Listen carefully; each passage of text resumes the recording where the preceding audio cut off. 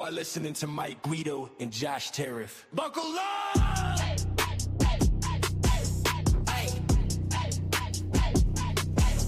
Buckle up! All right, here we are. Sing it. Morning. Sing it out. Mike and Josh. Let's go. 2026. Morning world. Oh, boy.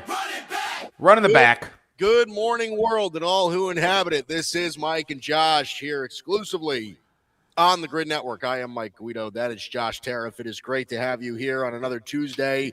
Sorry for the brief hiatus. I'm sure the holiday season was as busy for you as it was for us. But, Josh, we're finally back here in 2026. We are back, and dare I say, 2026 is the year of Mike and Josh. It is. And how do I know this? Because before we went on the air, I went to Starbucks to get myself a protein caramel, sugar-free caramel latte. And they gave me a protein sugar-free caramel matcha. So I'm not a coffee guy. I'm not either. What's the difference? Matchas are green. I mean, I don't know what else there is in the difference. It doesn't taste bad. It's not bad at all. I was not expecting this. But you know what? Maybe that's just a taste of Mike and Josh. You're not going to expect some things, but you might end up liking it. It's true. And that should be our mantra. You might not expect it, but you might like it. It's true. Yeah, that should be it right there. That's what we should be doing. Well, listen, it's a big show today. Yes. The last time we talked, there were a lot of things up in the air in the NFL, but all of those things have kind of come to fruition now. We now have a set playoff bracket with the conclusion of the regular season. We'll be talking about that. We'll be making predictions.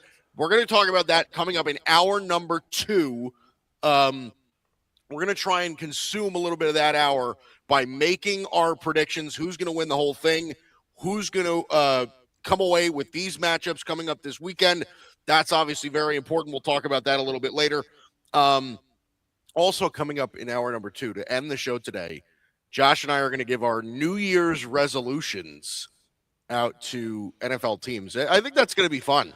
Yeah, well, I mean, maybe NFL teams, players, coaches, also NBA, like whoever, people in sports, like what their New Year's resolution should be. And I don't remember if I mentioned this to you in our private chats, but we could just be like, I, for example, want to be like, Mike, what should this person's New Year's resolution be? And then you and you. And so in other words, like, again, off the quote unquote grid per se. Yeah, you see what I did there? See what I did? I do. So, with a Y. I like that. Yeah. I once in a while, this brain works. Once in a while. Not yet, but once in a while. True. It's true. Trae Young may have seen his last bit of action with the Atlanta Hawks. They're apparently working out a possible trade. Where could he go? We'll talk about that coming up in a few minutes. But here's how we're going to start today. I always say that the playoffs are hot, but the hot seat is hotter this time of year. And last week, Josh, we talked about, I shouldn't say last week, a couple weeks ago, we talked about a couple of the NFL coaches that could have been on the hot seat coming up this year. And certainly a lot of that has come to fruition, right? Yes. Jonathan Gannon was fired. Raheem Morris was fired.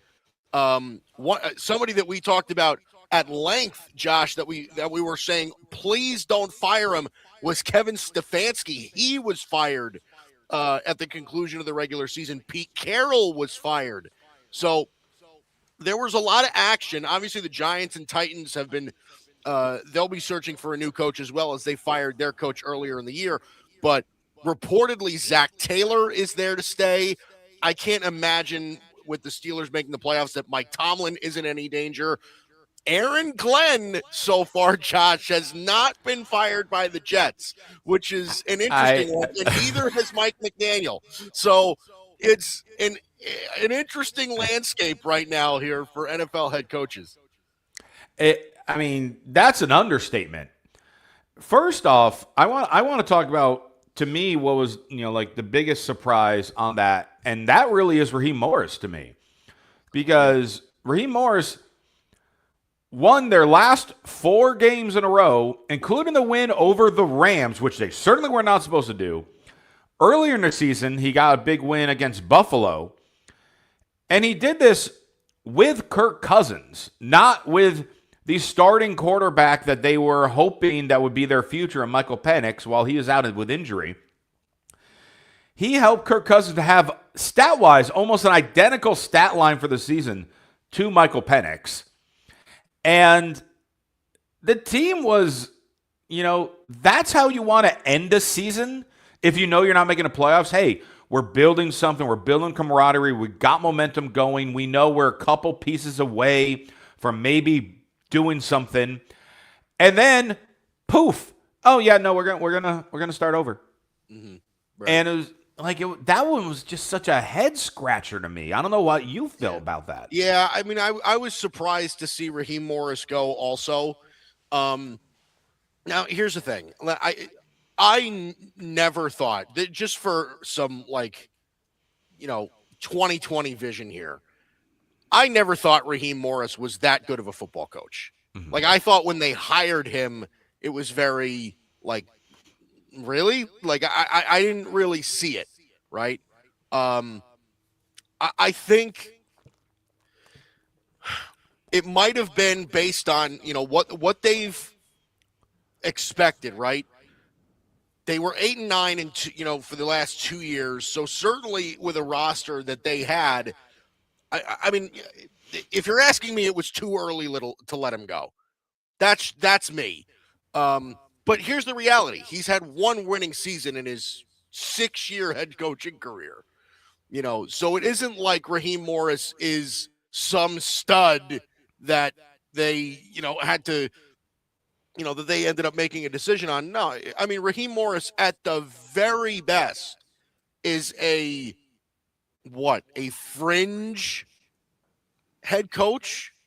Like that's kind of how I felt about the whole thing. So as much as you're saying, as much as we could say we're surprised about it, I also am just well, I mean, they probably could do better. No? Well, based with openings, I mean, one way they'll definitely do better is if they land Stefanski. I mean, that's obviously the one guy in the open right now. And obviously there'll be some coordinators that will get the chance. And, all right, some hit, some don't. We know that history. Look at Aaron Glenn and Ben Johnson. So I almost feel like I'm not trying to scream conspiracy. That is not who I am. Not doing however, scream conspiracy. However, don't you think that maybe the higher-ups in Atlanta were, when they knew they weren't going to be making the playoffs, were kind of upset that Raheem Morris was able to push Kirk Cousins and his team to win 4 in a row to end the year to lower their draft capital? Well, they don't have. That's right. They have the Rams have their pick. They don't have a pick this year. Oh, yeah. So you know what? Traded it for James Pierce, who and that's why I'm not screaming conspiracy, because then actually they would have been appreciative of that because the pick got worse. The pick did get worse. Yeah. So forget conspiracy. Well, no. Never forget. Never forget it. Always ask questions, Josh. But yes, I think that one certainly came off as a surprise. I don't necessarily think it was maybe the wrong decision, but it was something that I didn't really expect from them. Right. Let's talk Kevin Stefanski for a second. Yeah. Because that one screams, and we talked about it, and we really did phrase it like this. It's just it would be the ultimate Browns move to fire a 2-time coach of the year. Just I can't. Kevin Stefanski was the stability of that organization if they had any. I just don't understand this. I mean, again, you had 2 straight losing seasons.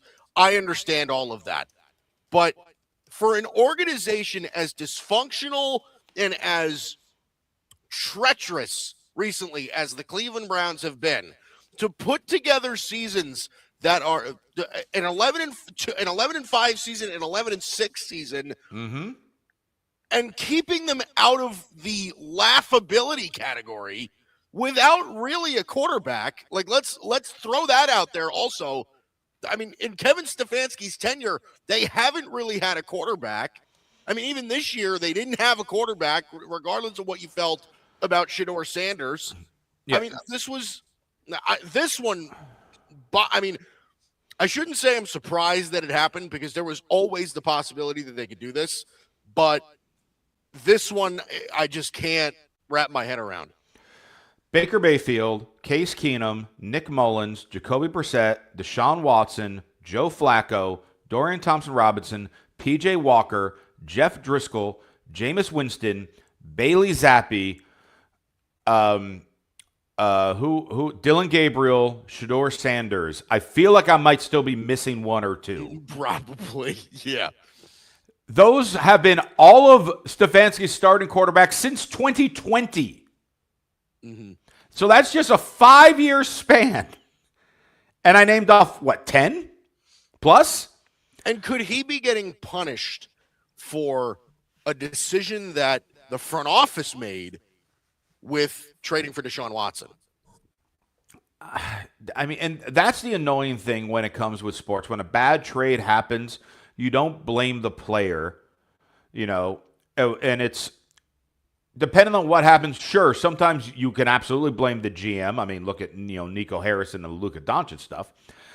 But then it also comes down to, well, what did the player do in that time? And obviously, Deshaun Watson, we know, did absolutely nothing for them except not just take their money, but then just create a huge PR nightmare off the field. Right. Yeah. So with all that, you have the coach. He's not the one in charge of bringing the players in. He's the one in charge of trying to make the players as good as possible when they're on the field. Right. And I'd be remiss to say, I don't think Myles Garrett would have the sack record if it wasn't for Kevin Stefanski. Interesting.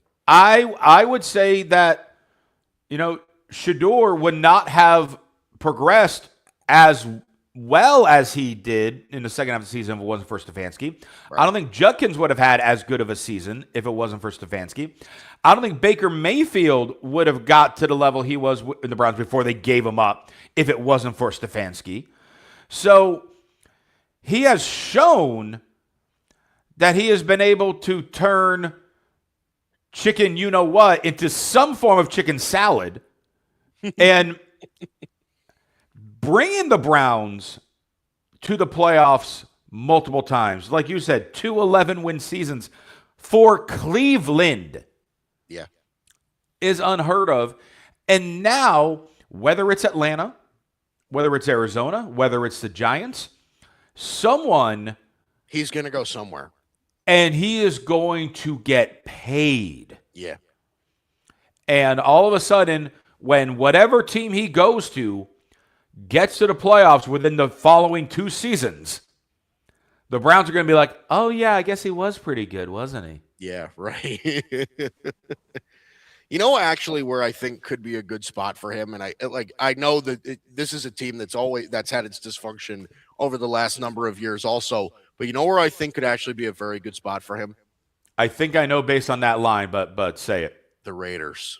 Oh, that wasn't who I thought, but you know what? I was thinking you were referencing the Titans. No, I think the Raiders would be a great spot for him. Interesting. Because think about it. They have the number 1 overall pick. Yep. They have Ashton Genty, who's going to – I mean, if they can find a way to build an offense that surrounds him, he's going to be a superstar, right? I mean, there's a real possibility that if the Raiders could bring him in, they bring in whoever, whether it's Dante Moore or Fernando Mendoza or one of those top quarterbacks into that room with that first overall pick with Kevin Stefanski, they can kind of build that together.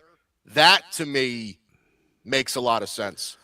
It could. And a question with that is, will that convince Max Crosby to not demand a trade?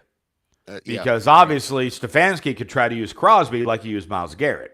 Right.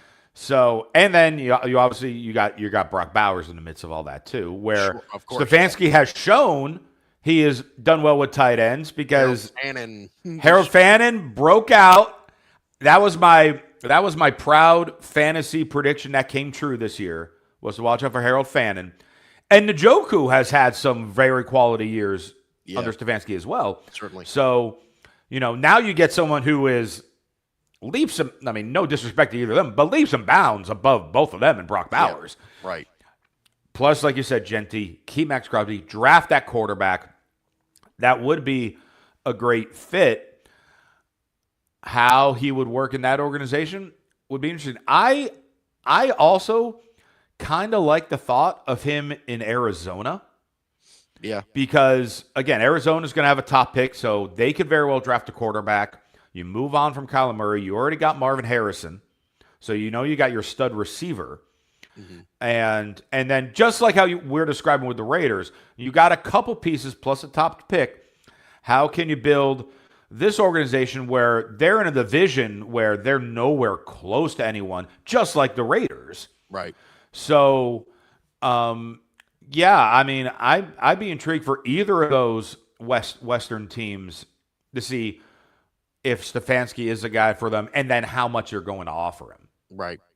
Yeah. No, it'll be interesting. He's going to land somewhere, and I'm interested to see where he goes because he's just too good to not get hired somewhere else. Unless it goes full Mike Vrabel, and you know what I mean? He's going to have to wait a year or something like that. Speaking of the Raiders, though, Pete Carroll getting fired is an interesting one also because there's two more I really want to talk about. One of them's Pete Carroll, one of them's Aaron Glenn. Because I feel like we can't have this conversation. Oh, no, we got to talk about Aaron Glenn. Pete Carroll, again, they were not good this year. They have the number 1 overall pick. Geno Smith did not work out for them the way that many people may have anticipated. Providing some sort of stability to that organization based on what he did in Seattle. But what do you think? Was this the right call, Josh? Do you think that the Raiders should have moved on from Pete Carroll? Again, a little bit of an older voice, not one of the, new young spring chicken head coaches that is popular nowadays. Do you think that the Raiders made the right move? I do. And I know it's rare to say Raiders and right move in the same sentence, but I definitely feel like they made the right move here in getting rid of Pete Carroll. Pete Carroll, we know his pedigree, and you can only go so far with your pedigree and track record. Mm-hmm. Just ask Bill Belichick. Yeah. Players change. The game evolves as time goes on. And we are now in this era where there are a number of head coaches younger than some of the players on their team. Right. And as much skill and knowledge and success as Pete Carroll has had, when you look at the way the game is being played, especially in the AFC West, then the thought was, okay, so with this, let's get a quarterback with a strong arm, but maybe make him a little mobile too, because Mahomes can move with the ball. Herbert can move the ball. Bo Nix can move with the ball. Okay, let's bring in Geno Smith. And obviously that did not work at all. Mm-hmm. Geno got paid, and he's going to continue to get paid. And you draft your stud running back. Was there any Ashton Genty highlights this year? In reality? Right. He was by far the preseason Offensive Rookie of the Year pick. Yeah. And had nobody to protect him and was just, honestly, had a very mediocre rookie season. And we know he'll bounce back. But it was, at this time, Pete Carroll trying to say, oh, I can make Marshawn Lynch out of him. No, you couldn't, because the game has moved on. Now you got like so many teams with the two-headed running back attack as well, and you're trying to put it all on Ashton Jeanty with no offensive line.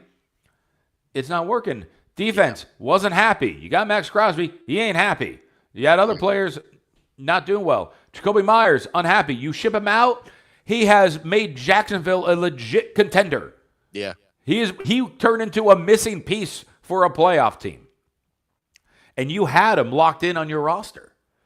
So all these things are just combining with, no, Pete Carroll, you're not the right fit anymore. Maybe you could still do something, in the front office, consultant type role, but his head coaching time has passed.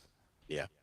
Yeah, no, I certainly agree. I mean, I think, there's no doubt in my mind that Pete Carroll can coach football, or his ability to coach football is not necessarily in need of being proven. Yeah. But yeah, I think you're right. I think his time may have come to an end. Listen, he was the oldest coach in the NFL this year. You know what I mean? Like, that's by a lot, wasn't he? Yeah, right. I mean, I think Pete Carroll, I think, is older than Belichick.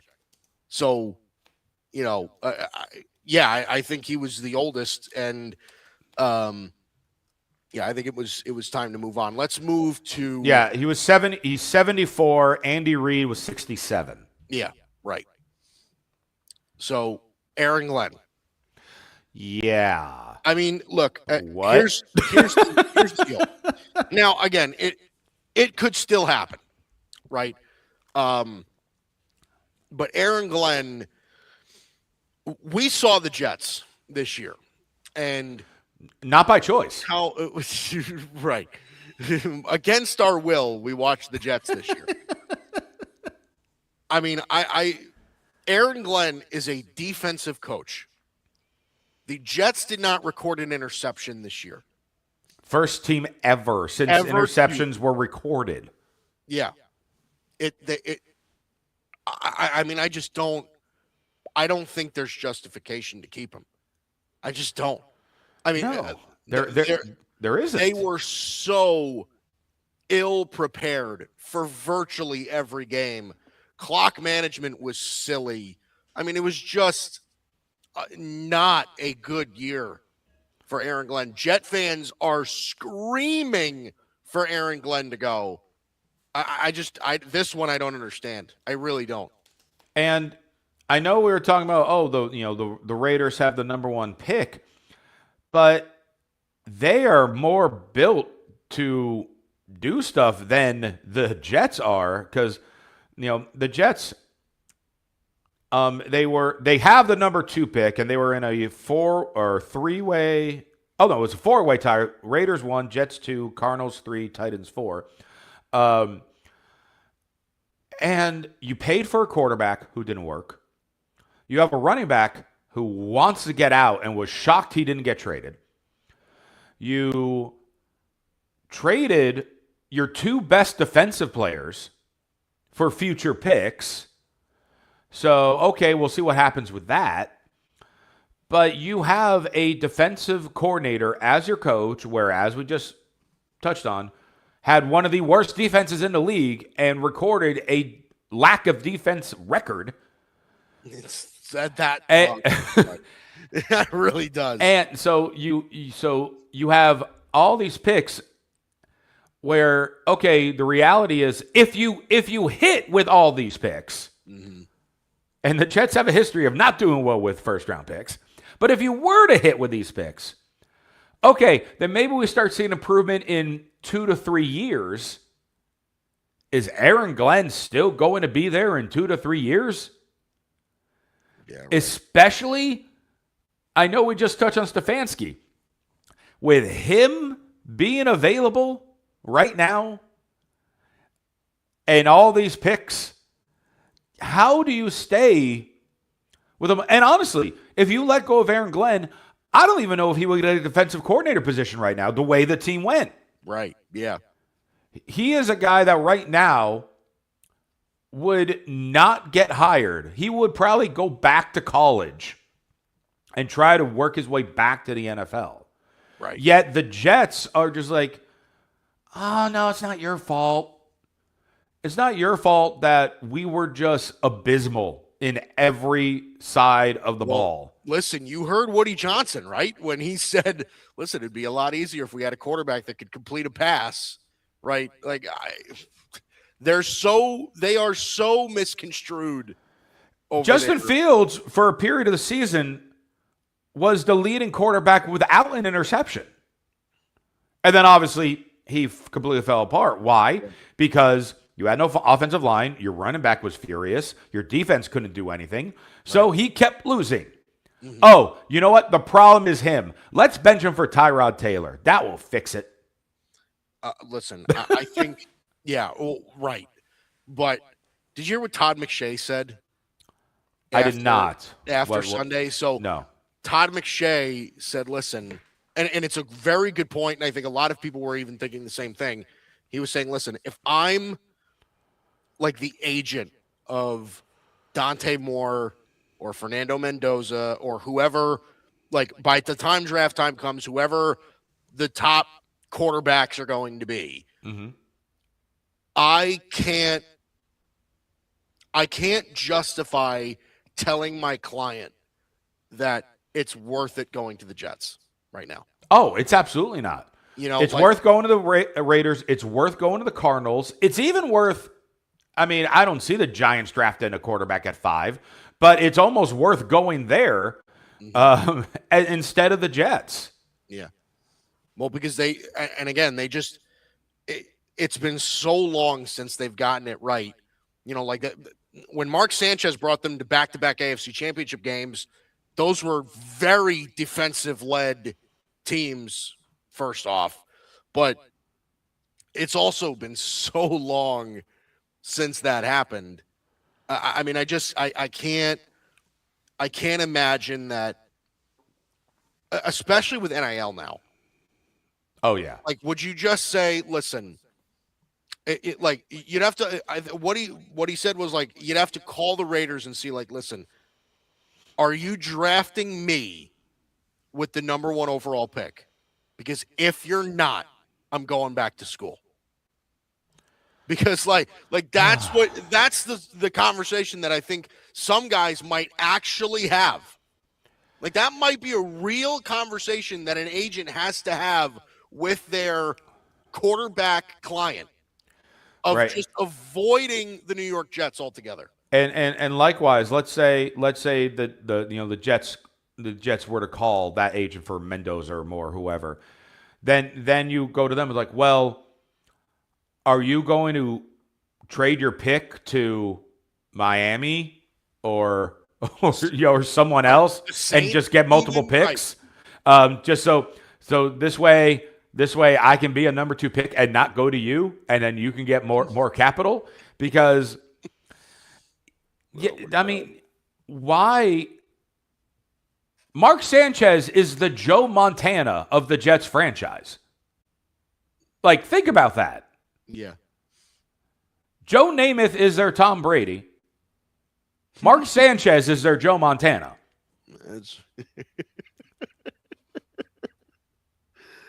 You telling me Chad Pennington doesn't work his way in there somewhere? Chad Pennington is John Elway. I mean, is it reasonable to say that Sam Darnold is one of the best quarterbacks they've ever had in their history? Yes. I mean, it's crazy. It's crazy to say, but listen, Jet Favre, Aaron Rodgers, the whole. Yeah. I mean, yeah. Aaron Rodgers was the Aaron Rodgers of this roster. Of the very true. I couldn't have put it better myself. Okay, coming up next, Trae Young may have played his, maybe I shouldn't say played his final game, but it certainly is coming to an end for Trae Young and the Atlanta Hawks. Where could he be headed? We'll talk about some fits. That's coming up next. What up, Cowboys Nation? We are Cowboys Can Fan. You know, like Canadian fan. And we're big Dallas Cowboy fans. We live stream every Dallas Cowboys game with our unapologetic, intoxicated play-by-play and color commentary, and we guarantee you won't find anything like this anywhere else. We do that in the ring together? We told you not so bland was here to stay, baby. And if you like to have a couple cold ones, Crack 'em if you got 'em, son. Crack 'em if you got 'em, son. Crack 'em if you got 'em.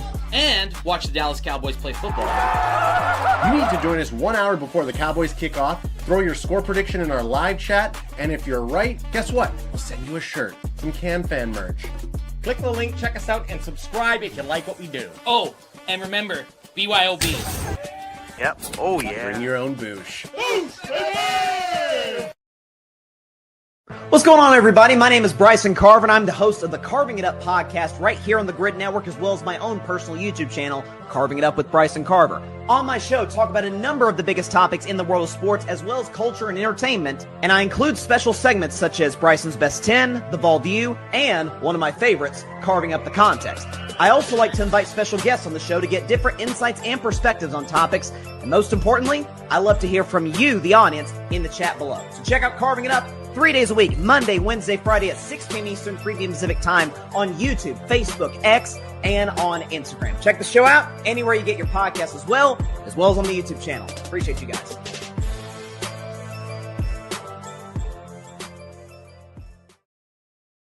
Alex Rodriguez is coming out with a documentary, and it goes into detail. Like, he's never talked about the steroid part of it and all the pressure.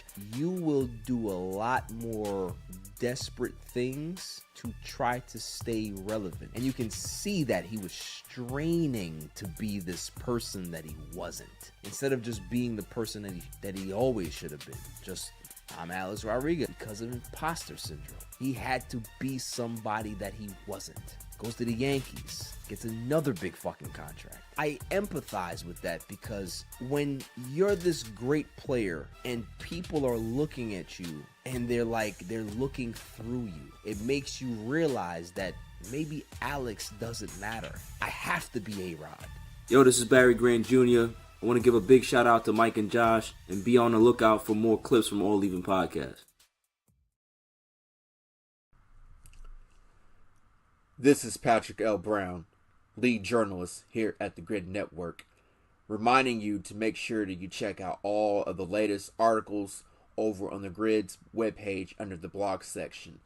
There you will find the hottest takes in sports, mixed in with some mental health articles as well. Dare to be different? Enter the Grid, your new leaders in digital media, sports, and entertainment. As I always say, stay tuned.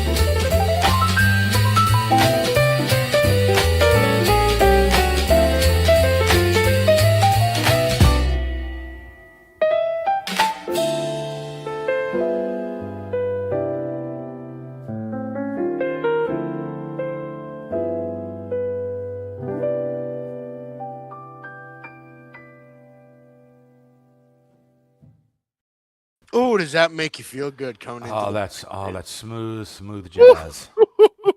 Speaking of smooth jazz, welcome back to Mike and Josh. Yeah, really, right. You grab your tea and lay back and relax with us. Or your sugar-free caramel matcha that you got by mistake.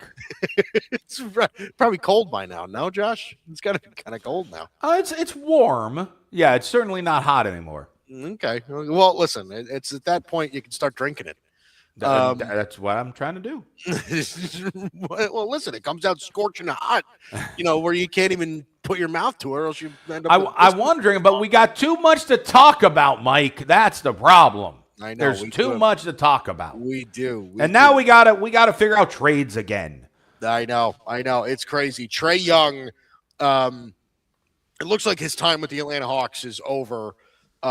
Both sides really. Trae Young obviously expressed his interest in a trade. The Hawks are apparently trying to work with him, trying to get him out of there, get some sort of return. So I was thinking about this last night, Josh, and there are 3 destinations that I think make the most sense, and I think that there are 2 that you could probably pick out that you would think of, and I have one sort of unorthodox one that I'm really interested to hear what your thoughts on. So how do you want to do this? Do you have places in mind for Trae Young? What do you think? I mean, I have some ideas. I'm literally, like, as we speak, trying to throw things into Fanspo to see if anything sticks. So far, nothing does because of his contract. Yeah. So I'm still checking with that. But there are definitely some teams I have in mind. But one thing that I find absolutely fascinating with not just Trae Young, but the Atlanta Hawks in general, because they have good players. They have a solid coach, and they've been building things up. But then there's the magical word of plateauing. And the Hawks somehow plateau to mediocrity. Mm-hmm. And I looked this up during the break, and we have known the Hawks have been mediocre, but let me spell it out for you in how mediocre they are. Since the 2020-2021 season, this has been the Atlanta Hawks records. 2020-2021, record of 41-31, 43-39, 41-41. Now, mind you, the 2020-2021 season, that one was a little shorter, so that was 72 games. Right, yeah. Yeah, so 41-31, 43-39, 41-41, 36-46, 40-42, and currently this season, they are 17-19. That adds up to a record of 201 and 201. They are average. They are, for 5 straight years, exactly mediocre. Yeah, right. And like that boggles my mind. To a T, mid. Yeah. And the centerpiece of all that has been Trae Young, and he is all-star starter for a reason. He is an incredible talent, scoring threes and assists. Sure. The Hawks have gotten some younger pieces that are starting to try to take the lead to build something. But while Trae Young's there, he's still, on the mediocre stat. Now, up at this point this season is his lowest since his rookie campaign. In the last several years, he's been in high 20s points per game, averaging between 10 and 11 assists. This year, he's at 19 points a game and just under 9 assists. So, the numbers are going down. In just 10 games. Too. Right. So the numbers are going down.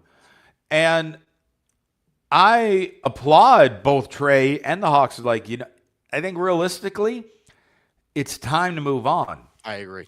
Now, what they have to do to get the most value, that's what we got to figure out. Yeah, and that's the interesting part of this, is that I think the Hawks at this point, I think, could be very easily selling low on Trae Young, right? I don't anticipate them getting a massive return for him. At least that's from my perspective. I just don't see it. Now, that's not to say that they'll get nothing. I'm sure they will get something of value, but I don't think it's going to be like what the Jazz got for Rudy Gobert. Like, yeah, I don't think it's going to be that. Right. Trae Young's biggest issue, at least as far as I've been concerned, is very high volume, very low efficiency, right? Like he just misses a lot of shots, right? I mean, he's always hovering around 41, 42% from the field. He's only shooting about 30% from three this year. And that's not to throw shade at his ability to, make those shots and shoot at a high level. But he's a very ball dominant player that needs to play at a high volume. He's very Harden-ish, right? And does that translate to winning basketball? That's, I think, something that needs to get talked about when it comes to teams wanting to trade for him. Now, here's the thing. Like I said, I have 3 teams in mind, and I want to see what your opinion is. I want to start with the two more, I'll even say, realistic or obvious ones. Okay. Yep. The Toronto Raptors. Ooh. Are an interesting fit. Yes, they are. This is a team that, again, and I was really looking at teams that really don't have a solution at point guard, right? So the Raptors certainly don't really have that. Emmanuel Quickley right now is slotted into that position for them for the most part. And that's a team that is certainly on the rise, right? Scotty Barnes, RJ Barrett, Brandon Ingram. It's a team that certainly has players to get it done. 4th in the Eastern Conference. Could they use another backcourt scorer / facilitator to move with Scotty Barnes? That's something I think that they could entertain. So the Raptors are my first destination. What do you think? I think that's a very intriguing fit. I think he'd be great to facilitate that offense with those skills, with those skilled players. My biggest thought with the Hawks is wherever they trade him, as any all-star that does eventually get traded, they always arrive to their new team with a chip on their shoulder. Right. And that's why we so often see those teams trade them to the other conference. Or if they were to trade in conference, you trade them to like the worst imaginable team. Right. So I mean, like, unless it's like the Wizards, I do not personally see Atlanta making a trade with the Eastern Conference. I like the fit with Toronto. Right. I just don't know if Atlanta would be willing to do it. Right. And that's the other question about it too, that is I think it goes to what direction the Hawks want to go in. Do the Hawks want to fully rebuild? Right, because obviously, like they're even disappointed with how Zachary Rashache has developed, and they might be even willing to move on from him. And 10 bonus points to you for pronouncing his name. Right. Except, well, listen, I'm an NBA draft guy. I know how all that works. Okay. Listen, people were blown away when I said Sandro Mamukelashvili, right, when he got drafted, and his name wraps all the way around the numbers on the jersey. But yes, I agree with it. But I think if the Hawks go into, like, if they trade Trae Young with the intention of going full rebuild, I don't know that it matters where he goes, right? Gotcha. They might just say, listen, wherever we get the best offer, it could be from, divisions don't even really matter in the NBA anymore, but even if it's to like the Orlando Magic or the Heat or something like that, it doesn't matter. And I will tell you, as a Magic fan, I've already had people asking me about, hey, Trae Young in Orlando, does he fit? Yes, he does. Mm-hmm. I don't. As a Magic fan, though, I don't know if I want it, because we would definitely have to get rid of at least Suggs in that type of trade. And I know Suggs has had his injuries, but also on the Atlanta side, let's say there was some type of trade that was centerpiece around Jalen Suggs and other pieces for it. Well, then your backcourt in Atlanta is Jalen Suggs and Dyson Daniels. So for one, you're going to get 30 steals a game, which is great. Right. But you're not going to get any money points out of your perimeter players. Yeah, right. And on top of that, since Orlando gave a number of draft picks already for Desmond Bane, we're still good with the amount of picks that they have because they had extra picks from prior trades. But then they'd have to add more picks for Trae. Right. Then you're in a situation of, well, now we better win right now or else we're screwed. Mm-hmm. So that's why I kind of lean away from Orlando. But again, the fit would make sense because the one thing Orlando's missing is the facilitator. Yeah. And Trae Young is fantastic at that. Yep, certainly. So the Raptors were the first team I had in mind. The second team I had in mind, again, this is now going to the Western Conference, a bit more into what you're saying. The Minnesota Timberwolves. This is my thought. I love it. That's the fit. And honestly, if we're talking about him going to a winning team, yes, right? Minnesota is the spot for me. 1,000% agree. Facilitate that offense. Yes. Right. With Anthony Edwards, Julius Randle, Rudy Gobert, Jaden McDaniels, right? You have the pieces to give up, right? Whether Rob Dillingham or something like that is something that you can facilitate that train around. Trae Young to the Timberwolves is the one where it's like, that's the most obvious fit to me. I could not agree more with that. The big thing in figuring out is the salary cap because you might need to trade Rudy Gobert to make it work. Mm-hmm. And then will Atlanta be willing to have Gobert and Porzingis on the same team? Now, you could stretch Porzingis to the 4 since he can shoot. He can, right, yeah. So you could do a Twin Tower type setup, at least in the short term.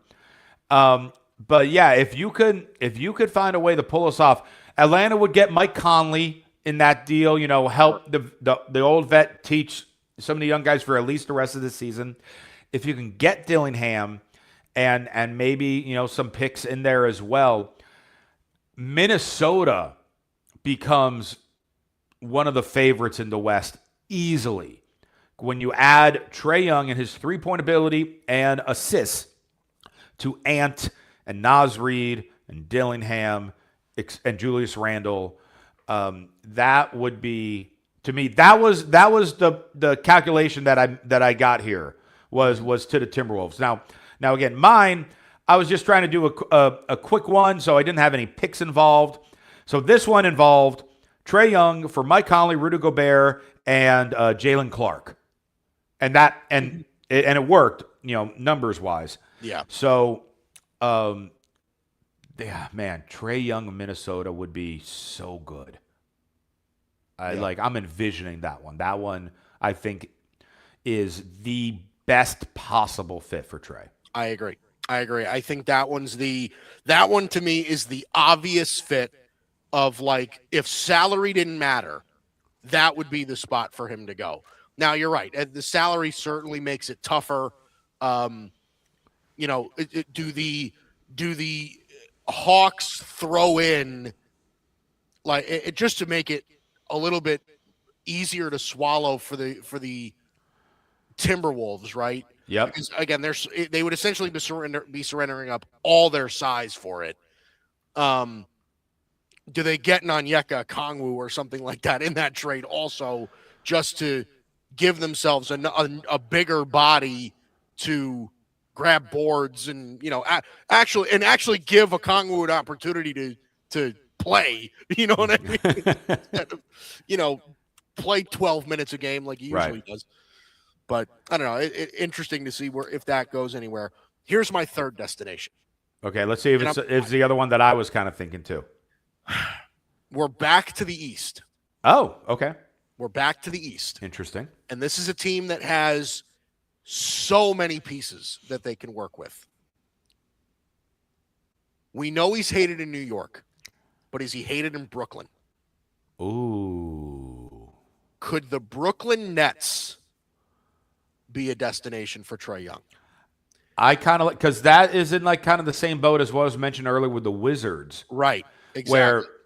Where Brooklyn is a team, they got a couple good young players and a ton of picks. Right. So that then goes to the question with Atlanta, do you want to build with this roster today and get legit pieces to go with it, or do you just want picks to go to the future, because then once you start drafting those picks, these young talent you already got, they're going to be due for contracts. Right. So which way do they go? Oh, right. And that's the, if you want to talk about a team that has young players who could, a team that has young players that they could maybe cash in for a veteran a little bit, the Nets are a team that certainly have that. I mean, they had 5 first-round draft picks this year. Yeah. Right? You want to talk, I'm sure the Nets don't want to give up Agor Dioman yet, but would they give up somebody like Ben Saraf, right? Mm-hmm. Would they give up a, like a Danny Wolf or a Noah Clowney or something like that for somebody like Trae Young, who, again, I mean, you talk about a team that just hasn't had a real ticket grab in a long time, right? Like Michael Porter Jr. is their best player right now. Right. Like, do they say, okay, you know what? We're going to finally bring in the guy that we can try to build around, right? We have all these young players, we have all these picks, we have everything. Let's cash in some of these picks and some of these players, bring ourselves a legitimate all-star veteran, and go grab Trae Young, who, again, do you want to talk about volume? Trae Young's not going to have any problem finding volume of shots in Brooklyn. That to me was I got to thinking about it when I was putting this list together. That's the one to me where Minnesota makes a lot of sense as far as the fit and how obvious that is. Brooklyn, I'd almost love to see that happen. I really would. It would be great for Brooklyn. Also, I'm noticing because so many of these teams, when you're putting them on Fanspo to make the trades happen, for under the pick section, most teams between 2026 and 2032 have somewhere between 12 to 15 picks, some maybe with a few more. Brooklyn has 30. Yeah, right. So you can throw in several if you choose, as you were saying. Plus, also, you're talking about the shooting volume. Well, Brooklyn can send Atlanta Cam Thomas in that trade, and then you're getting volume shooting back at a much more discounted rate. Right. And so he has been talked about wanting to get out anyway. Nick Claxton has been the talk for years as far as a trade piece for somebody. I know. He's like Mr. Brooklyn Nets now too. He's the longest tenured player on that team right now. He has turned into it's Brooklyn Nick is now what they're actually called. Right. So you try maybe the two of them, and like you said, a number of picks for Trae. I think also Trae and Brooklyn would love that because Brooklyn wants to rival the Knicks. And what better way to try to kickstart the rivalry than the guy who's second only behind Tyrese Halliburton as the most hated guy in the NBA. Right.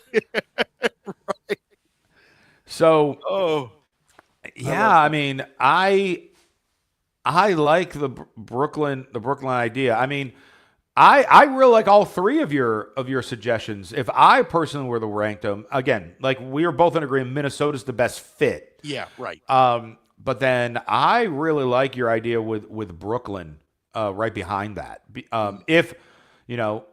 If Brooklyn's willing to give up several of these picks for Trae, who let's be honest, goes back to the beginning of this segment, plateau. Has he plateaued? Because if he has, he ain't worth all those picks. Right. So what is the gamble that Brooklyn takes with this? Yeah. Listen, it's interesting to see if they be even willing to enter those discussions. As far as I'm concerned, I would just love to see it. Yeah. I'd love to see it. Just because, listen, Brooklyn they need a piece, right? They need somebody that can draw people in. And Trae Young is, if nothing else, Trae Young is a fun player to watch. Absolutely. I mean, Brooklyn, let's be realistic about this. Over the last 2-3 years, the Brooklyn Nets have been the most forgettable franchise in the NBA. I know. And it's at no fault to the players or coaches. It's just you have nobody that's really the mainstream audience wants to watch. And now you got a lot of picks, so in hopes you get somebody, down the road. But you get somebody now to start putting eyes on you guys, plus those picks. Right. Now maybe you can start to build something because, hey, you showed up. You had Garnett and Pierce. Awesome. Oh, wait, where'd you go? Oh, you showed up and you had Durant, Harden, and Kyrie. Awesome. And then where'd you go? So that's where they haven't been able to be found. So this could be one of those ways where it's not just, one big star that will be there for a year or two and then he's just retires or is gone. Right. Like you could still build around Trae Young. Yeah. Yeah. So I like the Brooklyn idea a lot. I listen, that's the one I'm rooting for. And I hope that they pull the trigger on it. Like I said, I don't even know if they'd be interested in those discussions, but that's something that I'd be rooting for. All right, we'll go into hour number 2 coming up next. Again, we'll start making our predictions for the NFL playoffs. You want to start in the NFC, Josh, or the AFC? I think the NFC is so far up for grabs. So maybe we start with NFC. Let's go with the NFC. We'll make our NFC playoff predictions coming up next. Cowboys Nation, what up? It's your boy EJ Savage over here at Boys in the Zone, where it's everything Cowboys related, from the latest news, off-season talk like training camp and draft analysis, and of course, during season game breakdowns and commentary. Would love to see you in the chat kicking it with myself and other members of Cowboys Nation, whether it be a guest that I myself bring in, or Cowboys fan forum videos where I bring you guys on, or even other chat members. We're always live on Twitter and YouTube talking the boys, so really the only thing left to say is, how about them Cowboys? See you there. Peace.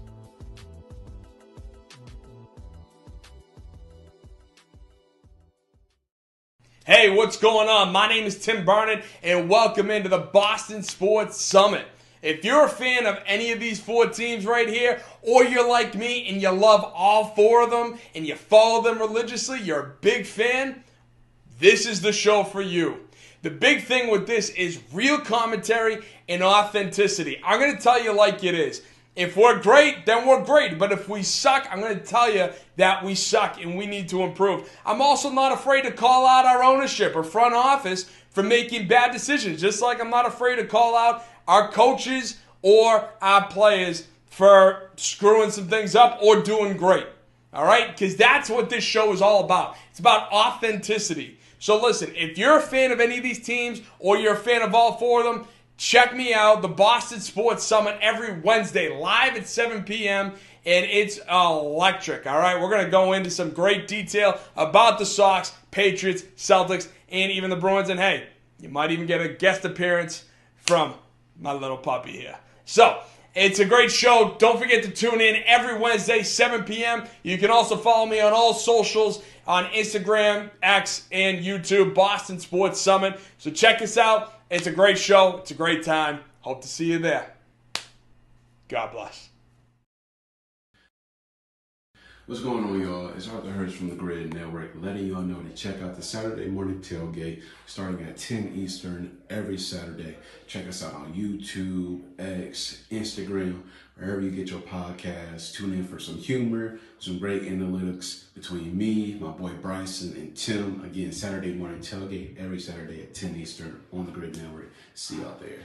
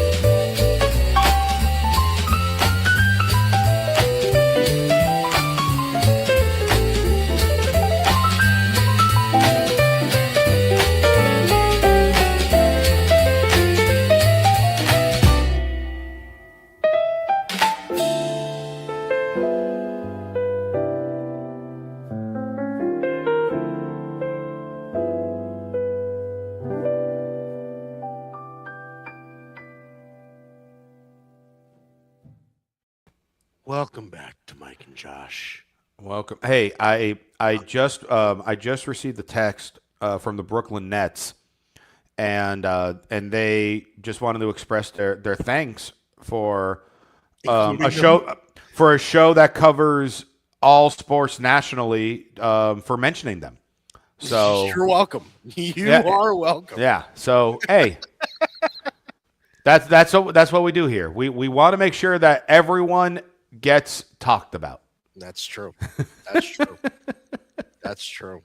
Listen, man, I really do like that fit. I'm telling you. Yeah.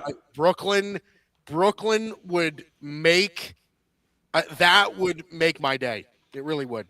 That would be super interesting. Mm-hmm. Okay. It's NFL playoff time, Josh. Yes. So that means it's prediction time. Yes. Okay. Someone's gonna make a gif of that. Little soundbite action. NFC side of the bracket. All right. Let's do it this way. Okay. So let's see if I can find can I find the okay, perfect. Here we go. Perfect. Okay. So NFC side of the bracket after the break, we'll come out and we'll do the AFC side. NFC wildcard round, Josh. Let's spit it out this way. The 4-seeded Carolina Panthers. Your playoff-bound, division-winning Carolina Panthers, everybody. Yeah. By the way, that you get kudos for that, Josh. Yes, I do. You get kudos for Yes, that. I do. Great job. The Carolina Panthers against the LA Rams in Carolina. Who do you like? Now the Panthers beat the Rams earlier in the season. They did. And they had a great run this year, but it's done. Let's call a spade. I've been with the Panthers all season. I said before the season starts, they'd have between 7 to 10 wins, and they would find a way into the playoffs. I wasn't predicting them to win the division with a record of 8-9, but they did it. They did. And again, they have big wins this season. They beat the Packers, they beat the Rams, and this is a team that now is getting that confidence to be able to take great steps forward. You got a quarterback that desperately needed this confidence builder and experience in Bryce Young, and now he's getting it. You got some young talent at receivers. Rico Dowdle has become a legit running back. Your defense is improving. All great signs for a fantastic season. You are going to lose this game, and that's okay. Yeah. That's okay. Honestly, the spread is 10, Rams minus 10.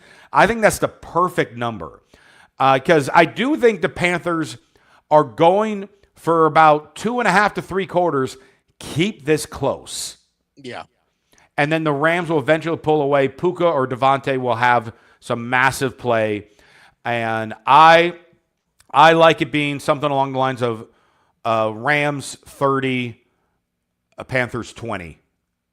Something along those lines. But yeah. I will take the Rams, who are obviously very angry that they went from never having to leave the state of California in the playoffs since the Super Bowl is in San Francisco up to, now we got to travel to Carolina. And then after that, who knows where we're traveling to? And then who knows where we're traveling to? Yep. So they're angry. I'm taking the Rams. Yeah, I agree. I think the Rams win it. The interesting part about the NFC South division race was we were essentially arguing about which team will lose to the Rams in the playoffs. It doesn't really matter. It wouldn't have mattered to me. I mean, I think the Rams, you can make the argument that the Rams are one of the better teams in football. I think they are super, super good. This is a team that I think that everybody should be very, very afraid of. What Matthew Stafford is doing this year is just beyond what anybody thought possible, given his, injury concerns, prior to this year. Listen, if they're healthy, if the Rams are healthy, they are going to be a force to be reckoned with. I agree with you. I think it's going to be around a 10-point, 13-point game. It'll be in the 31 to 19-ish sort of realm, I think. Okay. But yes, I'm taking the Rams over Carolina. Can I throw a question out at you? I know it's going to be slightly off topic here. Because again, you were talking about Stafford. He's definitely, the favorite for MVP, like between him and Drake May battling for that. Yeah. Does Sam Darnold get consideration to get to be an MVP finalist? I'd have to look at his numbers, but because I mean, it's the type of thing where, I mean, are his numbers as good as Stafford's? No, they're not. But he did lead them to be the 1 seed in this very competitive NFC. Yeah, I mean, I think that it's would he get some consideration? Nice. No, I don't think so. I mean, he probably will get votes. He might get like third place votes or something. Sure. Well, would he get to be a finalist? Like, we know Stafford and May are going to be 2 to 3 finalists, and Stafford probably win it. Yeah. But could Darnold be that third finalist? Maybe. I mean, 4,000 yards, 25 touchdowns, 14 interceptions. I would probably say no. Because I still think it'll probably, if it were me, I'd probably say it'll be Stafford, May, Josh Allen. Sure. And there's only 3 finalists, right? It's only 3. Yeah. Okay. So I would imagine that Darnold would probably gets axed from that. But you make a good point. I mean, it certainly is something that needs to be applauded given, the expectations of what Seattle was going to be this year. Yeah. What, the uncertainty of what the Vikings were going to do with him last year, whether or not it was a good move for Seattle to sign him to such a big contract after 1 good year. I mean, he certainly is proving a lot of that wrong. I mean, he really did have a very, very nice year, 2 straight 14-3 seasons. Yeah. So 28-6 in the last 2 years is pretty interesting for Sam Darnold. Not bad for a former Jet quarterback. Yeah, right. Unbelievable. Can you believe that, by the way? Geno Smith, I mean, obviously things went wayward for Geno Smith this year, but last year at least, where it was Geno Smith and Sam Darnold having successful years, that's just amazing. Yeah. It really is. Okay, moving on to our next matchup. Let's do hold on. Why am I not? Here we go. Perfect. Eagles 49ers in Philadelphia. The 3-seeded Philadelphia Eagles against the 6-seeded San Francisco 49ers. That's in Philadelphia. Crazy environment. Who do you got, Josh? We have talked throughout the season on the issues with the Eagles because they just seem to lack consistency. You got arguably the best running back in football. You got 2 of the top 15 best receivers. I mean, maybe Devontae Smith is between 15 and 20, but 2 top tier receivers, a great tight end, a great defense, and you got a quarterback that led you to the Super Bowl last year. And you kind of crawled into the playoffs because thankfully your division was so beat up and did so bad early on. Yeah. You were able to just kind of get through. Yeah. And now you got to deal with the Niners, who just lost a heartbreaker for the 1 seed. And now they're coming to you pissed. As the 6. As the 6 seed. The Eagles are favored by 4.5, which I don't understand where that spread comes from. Yeah. But Vegas always knows something that we don't. That said, I'm taking the Niners. I think the 49ers will go in there and it will be Christian McCaffrey from the receiving side because they will stop his rushing, but then those short passes that Purdy is so good at giving to McCaffrey, I think that will be the difference. And I think this will be a lower scoring game, but give me the Niners, and I will say something along the line of 26-20. Yeah. Yeah, I'm with you on that. I agree. I think it's the Niners to win this one. The Eagles just haven't played good football. Yeah. I mean, it's just been so long since they've played good football. And the Niners are one of the hottest teams in football. Like, let's be honest. Brock Purdy has been sensational his last few games. I think this is a team that is rolling on all cylinders right now.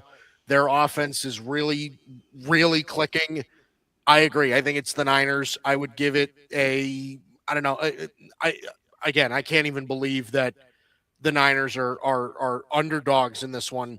But yeah, I would say Niners. Give me them like, I don't know, 28 to 23 or something like that. Like it'll be something along those lines. And I think I'm even being generous with the Eagles. I mean, I think the Eagles could also very easily just fall flat in this game. And then we're talking about Nick Sirianni. Oh, yeah. Like I Yes. really think if the Eagles get blown out, do you think Sirianni's gone? No. You think they'll still keep him on? I think the conversation will be had, but no, I don't think so. I don't think they're going to fire their coach a year after they went to the Super Bowl. Like I just not even just went to the Super Bowl, won the Super Bowl. I mean, they shouldn't fire him, but I could honestly see, you know how the NFL is. What have you done for me lately? And quick trigger reaction and things like that. Where with everything that's gone on with AJ Brown and Saquon's numbers dropping and all that, where if this was like a 31-7 blowout type game, I wouldn't be shocked if that were to happen. Yeah. Yep. I'm with you too. I think it's the Niners beating the Eagles in that matchup. All right, let's go to maybe the most exciting or at least rivalry-ridden game of the weekend. The 2-seeded Chicago Bears at Soldier Field against the 7-seeded Green Bay Packers. Packers have no Micah Parsons. Right. This is going to be an interesting matchup. The Bears grabbing the 2 seed in the NFC. Josh, what do you think? Bears, Packers. What do you think? I love, and we've talked about it on the show too, what the Bears have accomplished and have turned that team around with all praise to Ben Johnson with that, making Caleb Williams a legit threat at quarterback. Your running game improved. Your defense has gotten better, and you've built a swagger and confidence in Chicago that they haven't had in forever. Give me the Packers. I'm wearing green for a reason. Wow. I'm wearing green for a reason. And I don't care what quarterback the Packers have. I don't care if it's Jordan Love or the best backup quarterback in the NFL in Malik Willis. And, I mean, you want to talk about teams that need a quarterback, call him, because the Titans never gave him a fair shot. He goes to Green Bay as a backup and has helped them to get where they were. There's something about Jordan Love in big games finds a way. And Matt LaFleur, as great as Ben Johnson is, he hasn't been a head coach in the playoffs yet. So I am seeing another classic here between the two. I can see it being, last second field goal. Give me the Packers 36-33. Wow. Game-winning field goal, maybe? Game-winning field goal. In Chicago. Yeah. You know who isn't hitting that game-winning field goal? Tyler Loop. Anywho, let's. I feel so bad for that rookie. That was my one like tweet. Like, I feel so bad for this rookie because that could end his career. It could. Listen, I said it in our grid group chat where I was just like, he may never. Yeah. Like that might be the thing that haunts him forever. Like, I am with you. I felt so bad for that kid. Anyway, which is why I made a joke about it. That's obviously yeah. Because I needed to make him feel worse. Right. We need to add humor to it. Right. We're here to support you, Luke. We really are. We want you to stay. You're a good kicker. So he is a good kicker. Yeah, he is. It's a shame that came to. I mean, listen, I was talking about this yesterday, where like there needed to be some heavy wind in that stadium because like 2 minutes before that, Chris Boswell shanked one of the best kickers in the last 20 years. Right, exactly. Like there had to be some pretty strong wind to start blowing all those kicks out of direction. But anyway, this is where our agreement starts to tail off here. I can understand that. I can understand that we'd be able to keep this a little bit more simple, but I got the Bears. Listen, I think what they've done this year is honestly borderline remarkable. I really do. What Ben Johnson's been able to do, you have seen such an improvement from Caleb Williams this year. This is an offense that really runs the football well. I think the interesting part about the Bears is, like I said, they're just so much more put together at this point than the Packers are. The Packers over the past couple of weeks have really struggled on the ground. This is just a team, I think, that's a little bit broken. So I think the Bears will take advantage of that. Again, in their home stadium, rivalry game. I think they'll feed off that. I think it's the Bears. I do think it could remain close, but I think it's going to be in the 33 to 27 range for the Bears. I just think the Bears are going to explode offensively, especially against the Packers defense that's a little beat up.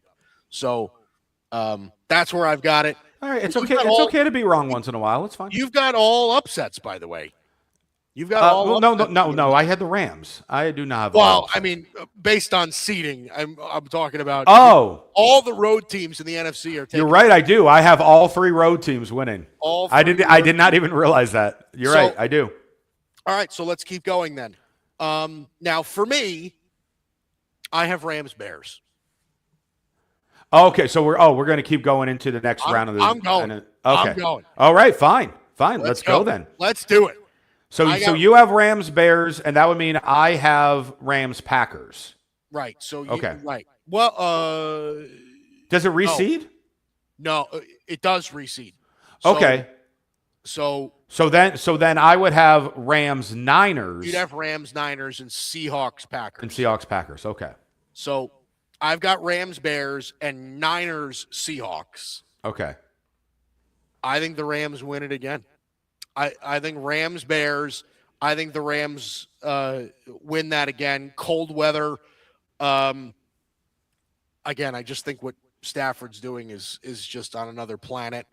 This is a team that has more experience. I mean, I think at this point, you're looking at, a coaching staff that has been here before.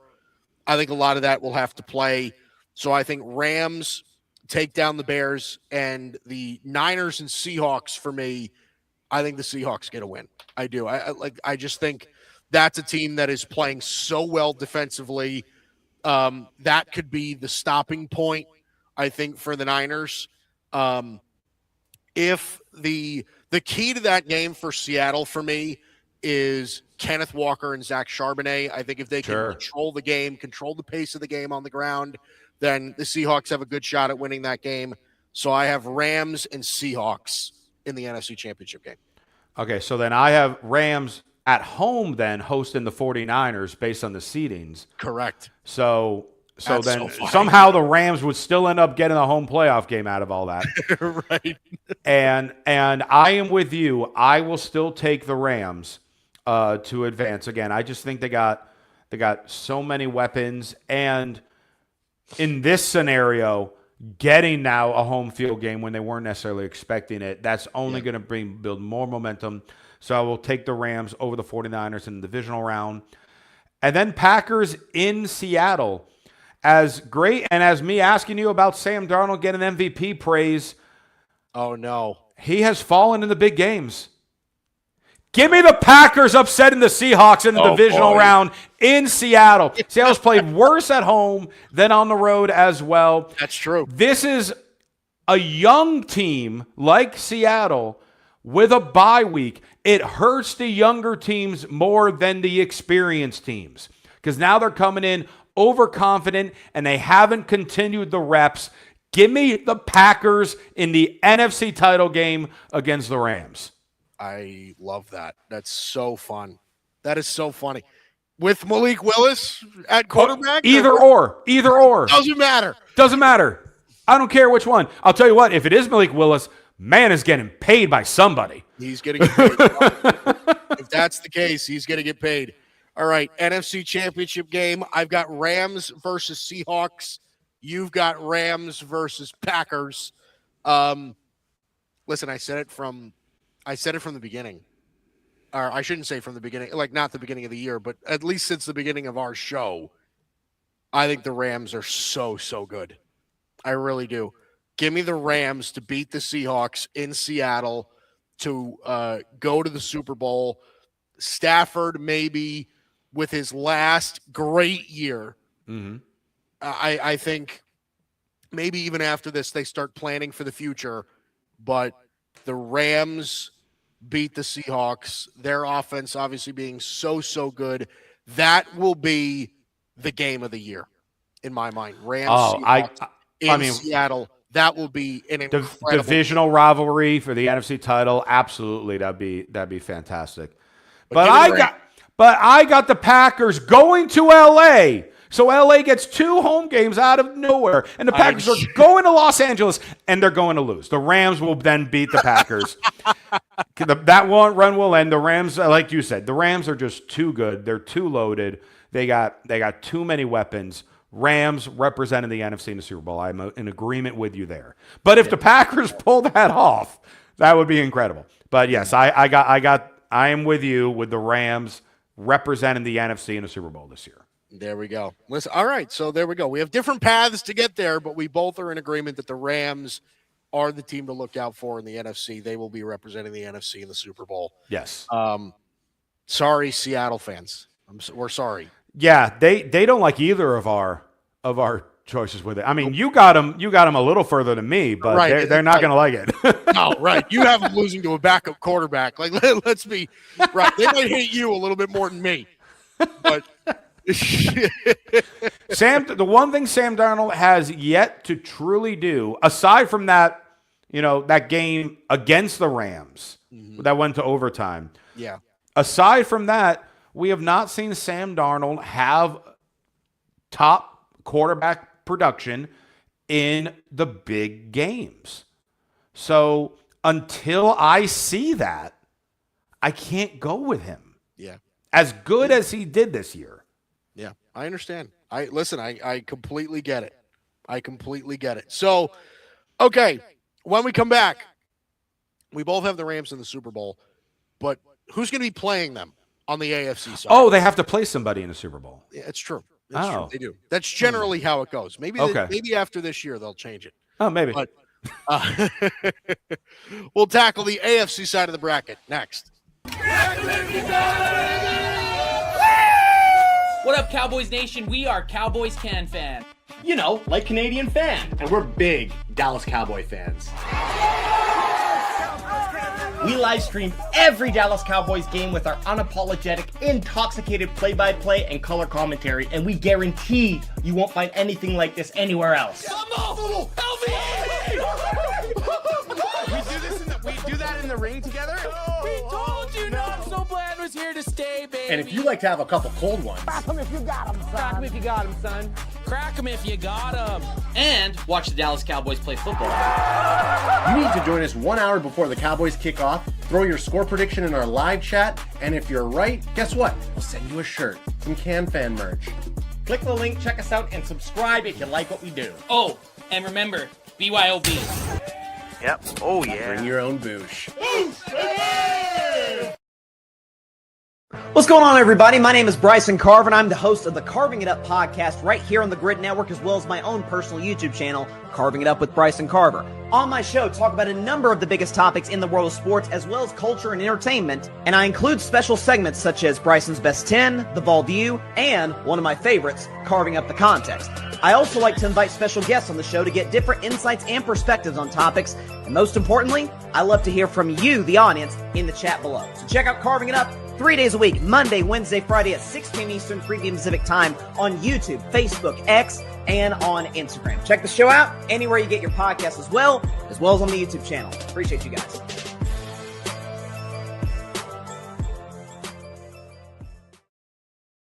Alex Rodriguez is coming out with a documentary, and it goes into detail. Like, he's never talked about the steroid part of it and all the pressure.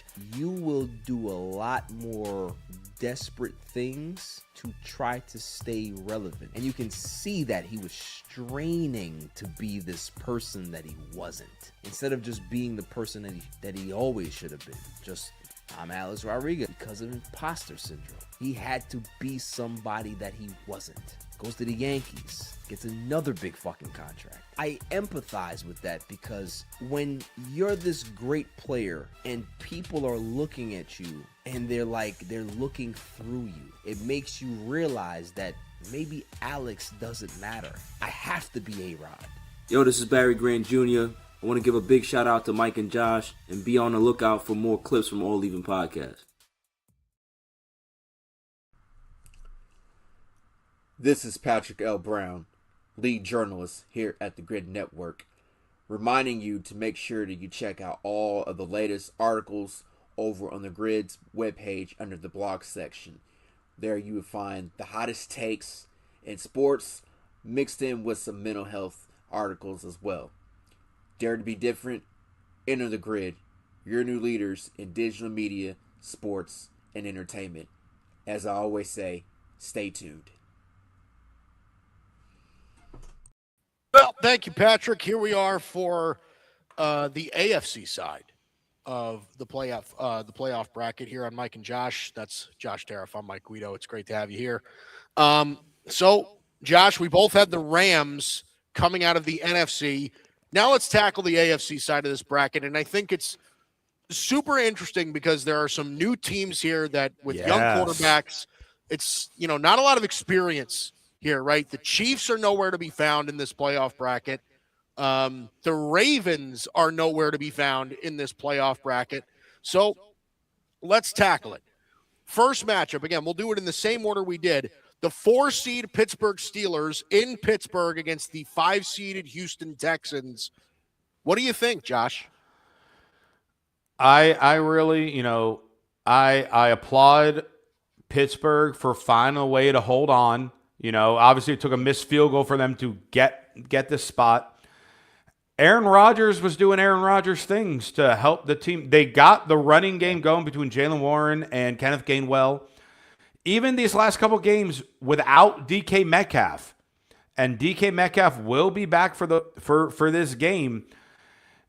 He has to dominate in order for Pittsburgh to have a chance in this game. DK Metcalf has to absolutely dominate. And the problem is you're going against the best defense in football. Yeah. So as good as DK Metcalf is, I don't know if he'll be able to dominate enough to beat that Houston defense. This is going to be a low-scoring game. Yes. Because Pittsburgh also has a good defense, and it's going to be it is currently predicted to be 38 degrees in Pittsburgh for that game, and that's not counting whatever wind chill they're going to have. So, right. So low-scoring affair. Give me Houston 16-10.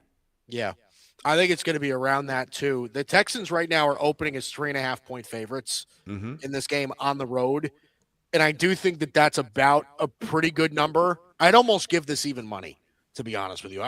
This is fairly close. Yes. But I agree with you. I like the Texans. I think that their defense is obviously so good. And I think that's the kind of game we're going to get. I really think in cold weather, it's going to be very run the football heavy. It's going to be Jalen Warren and I don't know. Is Woody Marks going to be healthy for that? I don't know. But it's going to be along those lines. I don't expect crazy performances out of either C.J. Stroud or Aaron Rodgers in that game. It's going to be very defensive-led. But I think the Texans' defense is just simply too strong. They get after the quarterback so well. They are so good in coverage. I just think I think it's the Texans. I agree with you. It'll be low scoring. I'd be surprised if any of these teams eclipse 20 points. Yep. I'll give it Texans 19, Steelers 16, or something along those lines. It'll be a lot of field goals. In this game. But yes, give me the Texans over the Pittsburgh Steelers in Pittsburgh. Okay, let's go to the 3-6 game where we have I'm sorry, I just got an ad for Alfredo sauce on my phone. Ooh. Well, are they sponsoring our show? They might be. They might be. The 3-seeded Jacksonville Jaguars against the 6-seeded Buffalo Bills, who could have very easily played their last game at the Ralph in Week 18, which is now, I guess, whatever it is, New Era Field or whatever they call it now.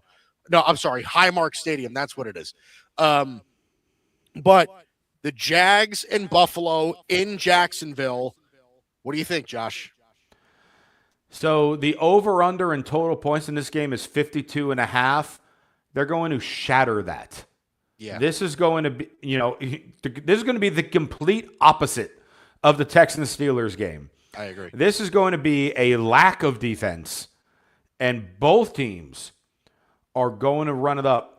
It's really going to come down to, in my opinion, Travis Etienne. Will he be able to do? I believe Trevor Lawrence is going to do his part against Buffalo. Josh Allen, we know he's going to do his part. Yeah. And I know James Cook is going to do his. Can Etienne keep up with James Cook? That is going to be the big question. And I think the answer is going to be no when it comes to the Buffalo experience. As much as I love this Jaguars team, this is the worst possible first-round matchup they could have had. And I am saying Buffalo will go into Jacksonville in, like I said, a definitive shootout and take this 41-35. They are going to light up the score. Yeah. And Buffalo will do just enough. And this could very well be classic 2-minute drill. Bills march down the field and get that touchdown to end it, for all we know. Yeah, I think it could very easily be that way too. I think I agree with you. I think Buffalo wins this game. They don't have the Chiefs to worry about anymore, right? That's been their bugaboo for so long.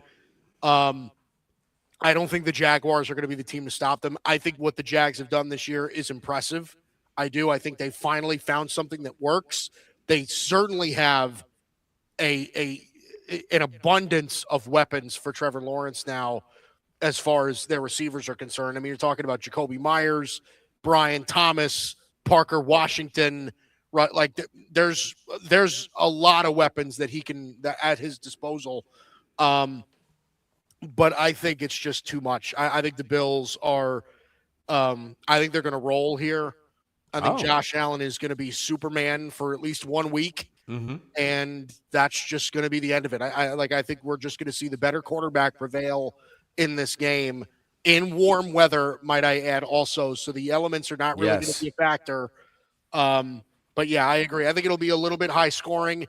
Give me the Bills 34-28 in this game. I'll take Buffalo to advance. So by the way, both sides of the bracket, we both have the 5 and the 6 advancing over the 3 and the 4. That's just how competitive it's been. And because it's neck and neck in both conferences this year. Yeah. So these road wins are not, people are going to listen to this and be not surprised because home field advantage, I really feel this season, particularly in the NFL, didn't really exist for anybody. Yeah, right. Right. So let's move on to the third matchup, the 2-seeded New England Patriots in Foxborough against the 7-seeded Los Angeles Chargers. Josh, this one seems like, to me, it felt like a little bit, this was one of the easier games to pick for me. This one I feel like could be maybe the most lopsided matchup of the playoffs right now. The Patriots and Chargers, what do you think? I don't know if it's the most lopsided because they only have the spread as 3.5. Yeah. So they are thinking it's going to be closer than it is. That said, I think it's safe to say both of us are in agreement that the Patriots are going to win this game. Yeah. It's the Sunday night game in Foxborough. It's going to be freezing. That first sack that Justin Herbert gets is going to hurt immensely. And the Chargers, I salute what they have been able to do with no offensive line. I know we were talking a little bit with MVP stuff earlier. If Justin Herbert had that offensive line the way they were supposed to be, he might be the favorite for MVP. The way he played without them.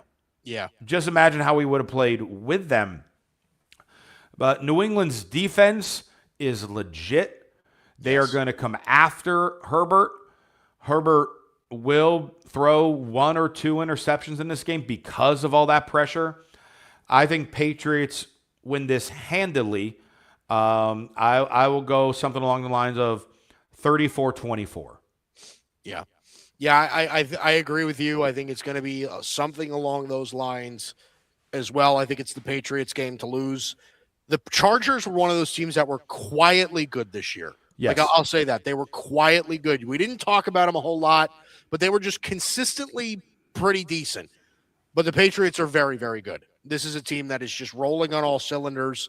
They have Mike Vrabel is the perfect coaching fit for them. Yes. And I think a lot of people felt that way. Drake May, what he's been doing this year is incredible. I don't anticipate that to stop. Ever since Travion Henderson has taken over as their running back, they have really done a great job running the football, controlling the pace of the game. They've done a lot of that right. I think it's the Patriots game to lose. This one feels like it'll be in the 31-17 realm. I think it's going to be along that sort of spread. I think the Chargers are a little beat up. I think come next year, I think the Chargers could be very, very feared. Yes. In the NFL, but I think this year they're just a little bit shorthanded. I'll take the Patriots in that game as well. Okay, so that's easy. So we have the same predictions here for the AFC side. Look at us. Look at us with camaraderie. So here's what we both have. We both have the Texans going to New England to play the Patriots, and we have the Bills going to Denver to play the Broncos. Texans, Patriots, I think it's New England again. Like I said, I just think they're so well coached. Drake May is playing out of his mind. The Texans defense is outrageously good, but I think in that particular matchup, I think Drake May can take advantage of that. They'll take that game.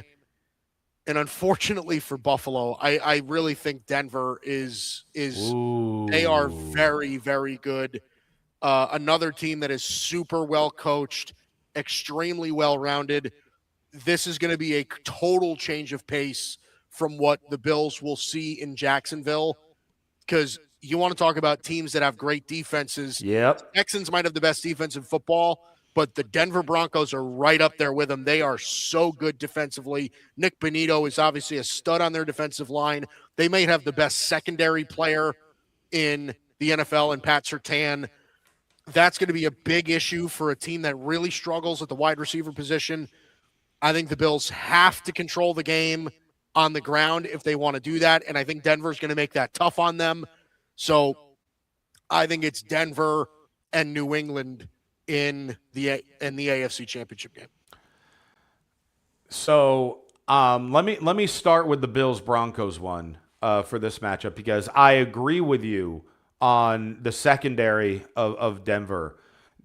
Buffalo certainly ain't going to put up 40 points like I was saying in Jacksonville against the Broncos defense. No, they will not. They will certainly not do that.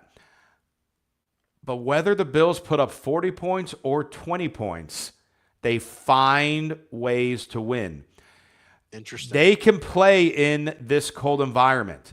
And I agree, like you said, they're going to have to rely on the legs. They're going to have to rely on the running game. And it ain't going to be easy against Denver. I think it's actually going to be Josh Allen's legs that find a way in so many scrambles that he does more rushes than he would want to. But they eke out a win in Denver, something like 20-17, like a lower scoring, game-winning, real close, something along those lines, because that's just what Buffalo does. And in addition with that, I gotta say, Coach McDermott for Buffalo, because with what we're talking about, there's no Baltimore, there's no Kansas City. If Buffalo doesn't get to the Super Bowl, could his job be in jeopardy? I think could be a fair question. Yeah. Right. So he is going to figure out any which way to go into Denver and squeak out a win. So I now differ with you, and I got Buffalo winning there. Patriots, Texans. Oh, boy. Like, again, you want to say a complete opposite team for New England to play from when they played the Chargers to when now going to play Houston. This will be close. I will give the edge to New England. I think Drake May will get that one big touchdown, and it will be to someone like unexpected. It'll be like all of a sudden he hit like Demario Douglas for a 40-yard bomb late, to help them get the win. So you had an NFC West divisional rivalry for the conference championship game. I have an AFC East division rivalry for the conference championship in Buffalo going to New England, and you got New England going to Denver. Yes. All right. I think it's the Broncos going to the Super Bowl. I think Denver is so good. I really think if Bo Nix can refrain from mistakes, and I think Sean Payton can put him in a position where that's the case, I think the Broncos defense is going to carry him all the way. I really think that defense is so good. They just are not going to give you any breathing room in that respect, especially against a young quarterback. I think Bo Nix is better positioned with the team around him to take advantage of that. I think it's the Broncos going to the Super Bowl to play the Rams. I think it's the Bills. I just, in my heart, think it's the Bills. I hope you're right. I really do. I mean, look, they know Broncos are here to stay. Patriots are here to stay. Houston is here to stay. Chargers, as we talked about in a moment, they're getting even better. Kansas City will be back because they still have Patrick Mahomes at quarterback. If they don't get there now, they probably never will under Josh Allen. Wow. This is their opportunity. They have won New England plenty of times. And again, it could very well go down to the end again because that's what Buffalo loves to do. Yeah. Buffalo will get to the Super Bowl. Finally. Right. I really do. I hope you're right. Listen, my mother grew up in Buffalo. I am low-key a Bills fan. I love the Cowboys. The Cowboys are my number one, but let's be I always root for the Bills as much as I want to see them win it so bad. So I hope you're right. Super Bowl prediction, Josh. Now. So you have Rams versus Broncos. Rams, Broncos. You have Rams, Bills. I have the Denver Broncos winning the Super Bowl. Wow. Over the Rams in a defense-heavy matchup. I think the Denver Bronco defense will carry the Broncos to a Super Bowl victory, and we will be praising Sean Payton and Bo Nix in a similar light to what we did with Sean Payton and Drew Brees. See, if I had my Super Bowl matchup as Rams and Broncos, I go Rams. In a defensive battle, just like you, but then Stafford just does like that one extra play with the experience over him. Sure, yeah. With Rams versus Bills, I just said if the Bills don't win it now, they never will. And the Bills will finally win the Super Bowl. And Bills will beat the Rams in a shootout. I love it. And get the Super Bowl finally in Buffalo. I would love that. I would love that. That would be so great. Josh Allen deserves it, man. Yes. I need to see him do it. All right, so you have our predictions. Broncos, Bills. I like that. AFC is winning it, apparently. AFC's winning it. The AFC, both over the Rams, by the way. So yes. The Rams, listen, if you were a Seahawk fan that was mad at us before, now you can rejoice in the fact that we both have the Rams. I don't think they're going to rejoice. You don't think so? I think at that point they just stopped watching. All right, so we've got a little bit of time left, Josh. Let's hand out some New Year's resolutions. All right.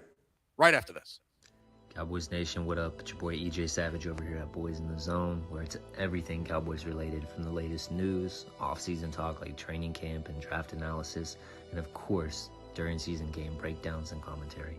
Would love to see you in the chat kicking it with myself and other members of Cowboys Nation, whether it be a guest that I myself bring in, or Cowboys fan forum videos where I bring you guys on, or even other chat members. We're always live on Twitter and YouTube, talking the boys. So really, the only thing left to say is, how about them Cowboys? See you there. Peace.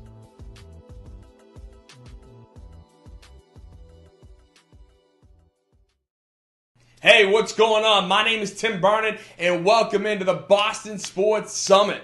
If you're a fan of any of these four teams right here, or you're like me and you love all four of them and you follow them religiously, you're a big fan, this is the show for you. The big thing with this is real commentary and authenticity. I'm going to tell you like it is.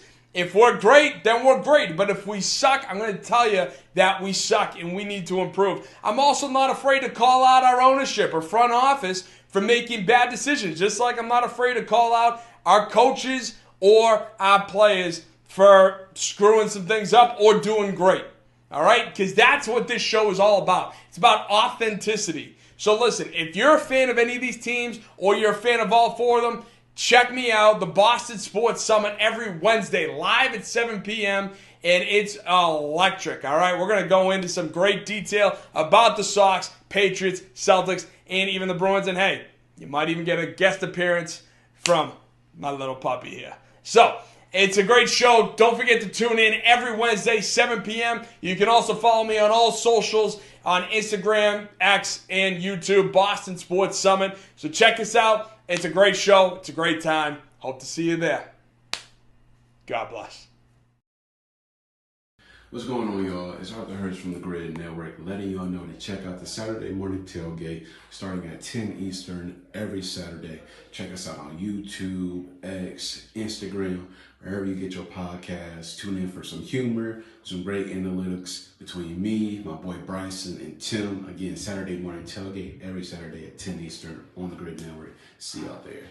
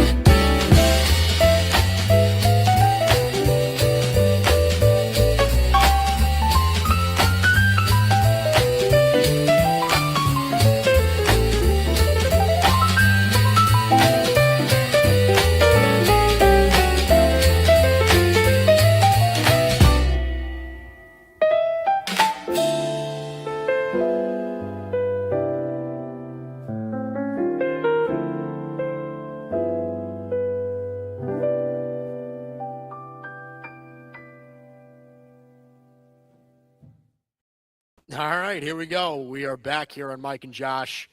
Boy, it just gets me all soothed and calm. I'm nice and relaxed for the day ahead now. All right, before we wrap up the show, Happy New Year, everybody. I hope, like I said, hope your New Year's was successful. Your holiday season was successful. Hope Santa brought you everything that you wanted for Christmas. Josh, was Santa good to you this year?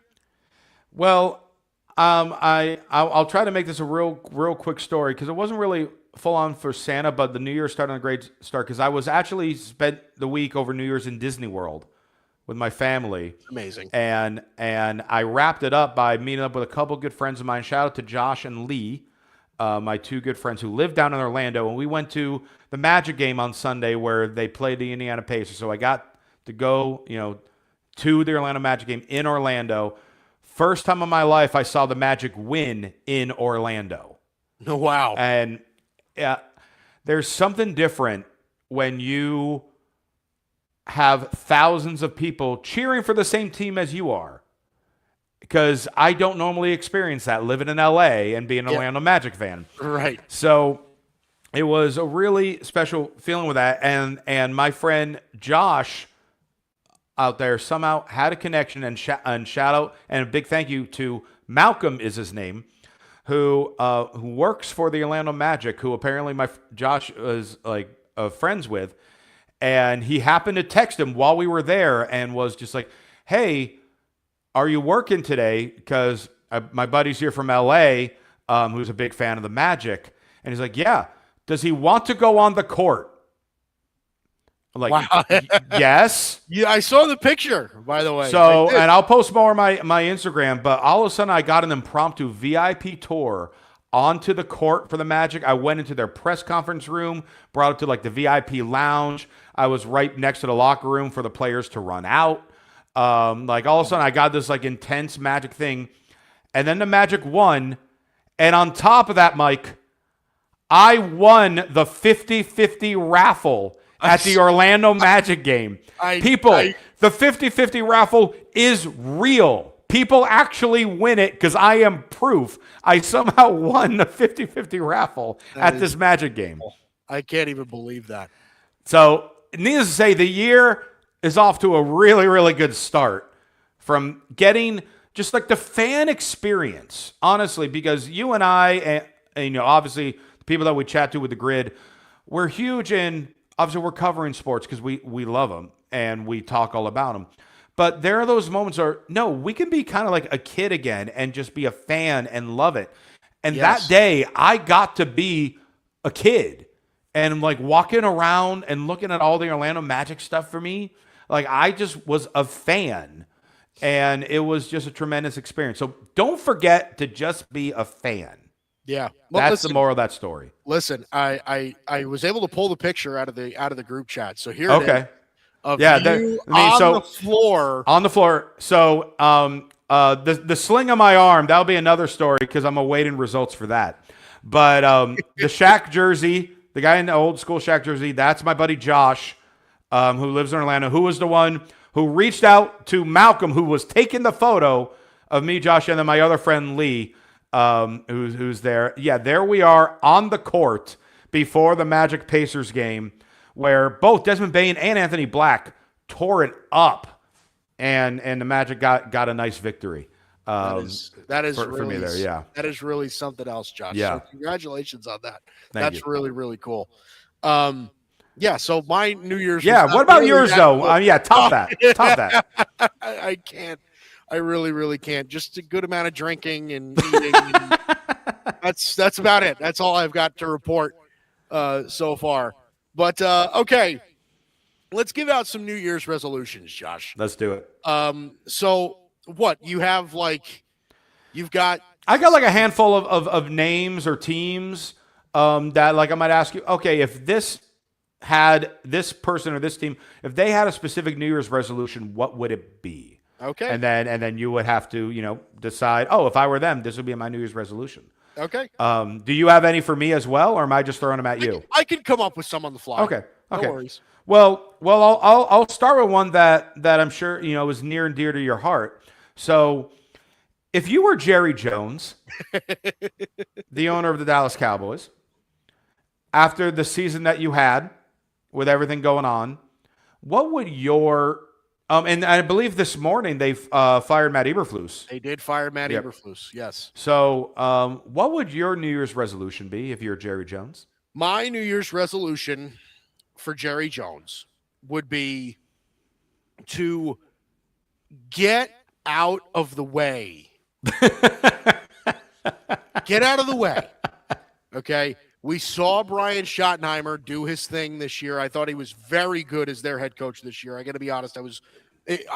When they hired him, I thought it was a joke, but it turned out they were prepared. It didn't always look the prettiest, like that. Let's be real, but that offense was humming, and Brian Schottenheimer had something to do with that. If you're going to hire a new defensive coordinator, let the football people do it, not you. Like that, my New Year's resolution for Jerry is to just let the football people do what they do. Don't be the egomaniac that you are and infiltrate what could be a successful offseason. All right. So let's shift it to you here, Josh. Do it. I dare you. The New York Jets. Oh, God. If you have a New Year's resolution for the New York Jets, what would it be? To change sports? No. If I were pickleball, that could be. Yeah. If I were the New York Jets, my New Year's resolution would be to learn how to commit. Because that's one thing the Jets are not doing. They keep flipping with coaches and players, and there's a saying in business where, when you develop a new program or scheme or culture in your business, you need to give it 18 to 36 months for you to start making it part of the norm. Mm-hmm. Many businesses that do not succeed give up on it before that time frame because, we're not seeing it. We got to flip it. We got to do it. We got to do something else. And that's what the Jets have been doing, particularly with their players on the field. So I understand you need to completely regroup right now because you also gave away some of the people that you were committed with, your Quinnen Williams or Sauce Gardner. So with whoever you bring in the draft, with whoever you bring in free agency, if anybody, because let's be honest, unless you're paying someone a boatload of money, why are they going to the Jets right now? Right. But whoever it is, you have to commit to them and help build around them. Yeah. And give it the time to grow. You are not going to be a 12-win team next year. No. It's just not going to happen. You probably won't be a 12-win team the following year. But you know what? If after next year you go from 3 wins to 6, and then after that you go from 6 to 8, you're making that progress and moving in the right direction. Right. Because you are actually committing and showing your fans that you're committing. You got the firefighter guy. I always forget his name. That Fireman super Ed. fan. He's stopping going to games, he says. I know. So that was your most committed person in the Jets organization, the fan. Right. So you have to learn to commit. Yep. So that's what I'll say with that one. I like that one. I like that. All right. Mike Guido. If Mike Guido turned into Draymond Green, I love that you asked me this. What would his New Year's resolution be? Stop being a dick. How about that? Stop being a dick. God, dude. Seriously. Like, our buddy Barry Grant Jr. put it perfectly. Okay? He's like, how old is Draymond Green now? 36 or something like that? Yeah, he's getting up there in his 30s. Draymond Green is, hold on. He's 35. Okay. Draymond Green's 35. he averages 8 points a game. His career average for points per game is 8.7. He averages 6.9 rebounds per game in his career. He averages 5.6 assists per game in his career. The act for me for Draymond Green is a bit old. Mm-hmm. It's old, okay? If you wanted to be the enforcer or the spark that you were with Golden State 10 years ago, okay, fine. That's who you were. Just cut it out now. What did I see? Didn't I see something the other day? It could have been totally made up, but I'd be lying if I said I followed every single Golden State Warrior game, A, because I hate them, and B, because I don't live in California, so I don't watch every Golden State Warrior game. Sure. But it's like this, his last 7 games, it was ejected. Right. So I'm like, dude, first of all, is that real? Is that a real thing? I know he's been ejected multiple or fouled out in several games recently. It's getting old. Honestly, New Year's resolution for Draymond Green, grow up. Grow up. Yeah. That's me. I can't with him anymore. I can't.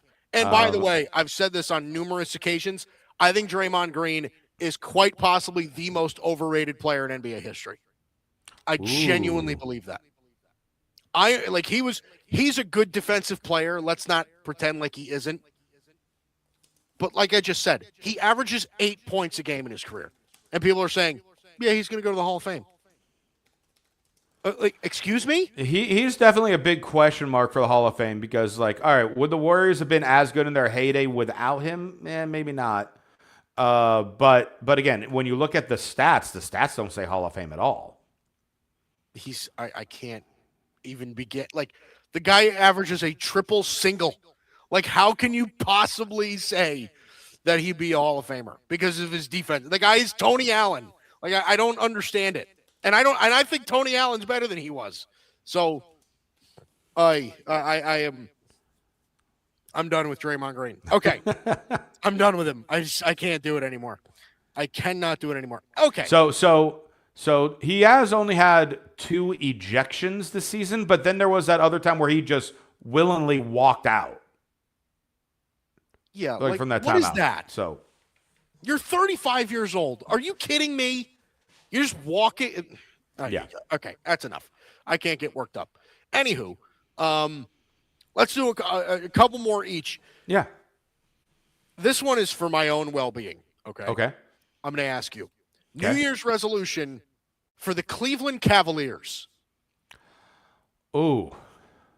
All right. Remind me. I don't have it in front of me. Remind me of what their record is right now. Their record at this point in time is, excuse me, of course, now I'm getting all these. Is there a way to just eliminate ads from ever existing in your life again? They're 20-17 right now. They are currently around the same record as the same as the Magic, actually. Yes. Yep. All right. So 20-17. My New Year's resolution for the Cavs would be, at this point, I think the franchise, it'd be more important for them to bring closure to LeBron's career than it is to improve with their wins and losses this season. Excuse me? Yeah, I do. Because What? I know it makes no sense, but that's how I think this franchise works. They look more for the heart and emotion for the fans than they do wins a lot, because right now with the way their cap is, you can't really move off a whole lot of players, and the guys aren't really winning well. And it comes down to Atkinson won Coach of the Year last year, and he did great when he started coaching the Nets, and then fell apart, and they couldn't recover. All of a sudden, does great at the start of coaching the Cavs, and now they're falling apart, and they can't really recover. So with that, I think the best thing for the Cavs to do right now, in hopes that would also help clear some cap space for the future, is to make a trade for LeBron and have him finish the season in Cleveland. So then you give away some of that salary cap. You bring in LeBron. He's done. That cap is off your books. And then you can start moving on to actually build a legit threat to New York and Detroit and Boston. Do you imagine LeBron on that team? LeBron on this team right now? Yeah. I would just be a matter of who they have to give up with it as well. Because Sure. you obviously got to give up at least Garland, minimum, plus other stuff. So yeah, but with but you put LeBron with Donovan Mitchell and Evan Mobley, that's fun. That's disgusting. Yeah. That's disgusting. All right, so I appreciate that one. All right. Oh, it's my turn. Go ahead, Josh. One more each. One more each. Mike Guido. Yes, Josh. If you were incredible sports journalist Josh Tariff, what would your New Year's resolution be? Oh, my New Year's resolution for you? Yeah. Oh, God. Jeez. Okay. Well, it's funny that you say that because my New Year's resolution for you was going to be to walk on the Orlando Magic floor and then proceed to win the 50-50. But you already did that. So yeah. I don't know. So I'm done for the year. You're done for the year. You can just coast the rest of the year, my friend. Okay. I don't know, Josh. Get uglier so that way you can make me wow. not look as bad. Wow. Fine. I'll give you an actual sports one then if you're having so much trouble with it. If you were the Oklahoma City Thunder, who just a couple weeks ago we talked about would break the record. Yeah, not looking so hot anymore. What's your New Year's resolution for them? Turn back the clock, maybe to a month ago. I mean, it just feels like, first of all, the San Antonio Spurs own them. Oklahoma City Thunder. Own them. They own them. Yeah, I mean, for me, it's just turn back the clock. Mm-hmm. I think. I just don't know what else to say. Get a little bit more efficient. Go back to what worked. You know what I mean? Like, make the adjustments that you have to make. It is amazing the kind of fall off that they've had over the past couple of weeks. I mean, what are they? They're 5-5 in their last 10, which is like unheard of. And we're 3 of those 5 losses to the Spurs in those 10 games. I might have been, but the Hornets just beat them in Oklahoma City by 30. Yeah. Like it is like, I don't know what happened, but they've lost to, okay, here we go. Their last 5 losses were at Minnesota, at the Spurs, home against the Spurs, and then at Phoenix, home against Charlotte. So I am like, they got to turn back the clock. They have to get back to their winning ways because this is, this can be expected for any NBA team, but for a team that was as dominant as they were for as long as they were, I mean, I'm stunned at what's happening. Figure it out. Yeah. All right, you got one more to give me. One more to give you. And I think you're going to like this one. Okay. If you're Josh Allen, what is your New Year's resolution? Win. I mean, it's that simple. I mean, yeah. You've already won at life with your money and your wife. The one thing you need to win at, there's only one thing left to win at. Oh my God. And that is a Super Bowl ring. You have to finish this because, like we talked about earlier, I don't know if Buffalo will have as good a chance as they do right now to win the Super Bowl. Yeah. So Yeah, I mean, you already had like the Hallmark movie made. Like you've got it all, Josh Allen, except a ring. Well, the Super Bowl ring. You got the wedding ring. Win. Your New Year's resolution, Josh Allen, is to win. Period. Yeah. The Hallmark movie, Rings in Buffalo. Yep. That's the title. Is that what it's called? Rings in Buffalo? Rings in Buffalo. I mean, Hallmark movie is trying to make it into existence for you guys. If we want to make it even more Hallmarky, we can take out the word Buffalo and we could actually go Rings in Orchard Park. That might even sound that's like Lifetime. Yeah, that's a Lifetime movie. That sounds like a romance novel. That's what that sounds like. Rings in Orchard Park. Yeah. It's like the what's the novel that everybody's reading now? A Court of Thorns and Roses. They call it ACOTAR. Oh God, do they really? Yeah, ACOTAR.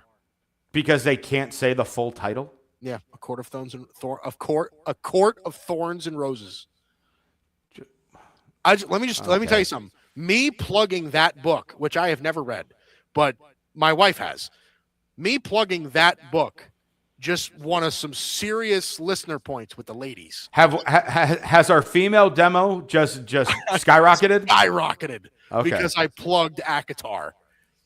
You know, that is the Mike and Josh show's New Year's resolution, to increase our demographic for our female reading audience, specifically females who read romance novels. Yes. Well, that look was the at demographic. Josh. He's essentially Fabio. I mean, when you put us together, I have the physique and Mike has the hair. We are Fabio. Oh my God. I actually did my hair today. I really did. I like slicked it back. Here, I'll take off my headset. Okay. He's taking off the headset. Oh, yes. It looks like some gel, some product was put in it. It is part of it is slicked back nice. On, it just makes it all weird because it's but it makes it all weird. It makes it all weird on just like 1/3 of your head. That's what's interesting. Right. I know. Because if it did that for the entire head, honestly, it'd probably look better. So probably would. No, you're right. I mean, like, what is that? Like, what is this? Like, it drives me insane. It's like my whole head is a cowlick. It's unbelievable. I just have a giant cowlick on my head called my head. It's Tuesdays with Josh and the Cowlick. That's right. All right. We have a new name for the show. That's right. That does it for us. That's Josh Tariff. I'm Mike Guido. This is Mike and Josh exclusively on the Grid Network every Tuesday at 11 a.m. Eastern here exclusively on the Grid Network. And before we go, together we sing. You are listening to Mike Guido and Josh Tariff. Buckle up! Let us know your New Year's resolutions in the comments. We want to know what you're doing for this year. Yeah. And what other hair products could you recommend for Mike to try to avoid this cowlick disaster that he has? Yeah, anything. Any of the glue, whatever, that you buy at Walmart, figure it out for me. Yes. Gorilla Glue. We are listening to be sponsored. That's right. See you next week.